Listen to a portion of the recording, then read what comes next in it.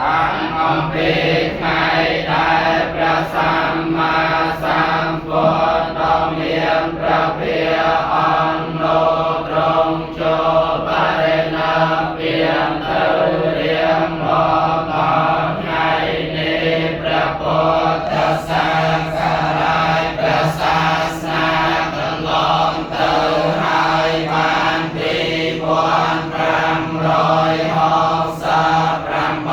ឆ្នាំ9ខែនិង9ថ្ងៃឥឡូវនេះឆ្នាំម្សាញ់សាប្រសាហេមន្តរទៅខែមាអប្រថ្ងៃកុហកថ្ងៃខែឆ្នាំនេះជាបច្ចុប្បន្នកាលហើយព្រះពុទ្ធសាសនាការចំណែកខាងអនាគតនៅ2431ឆ្នាំពីខែនិង19ថ្ងៃរួបរวมថ្ងៃខែឆ្នាំទាំង3កាលចូលគ្នាត្រូវ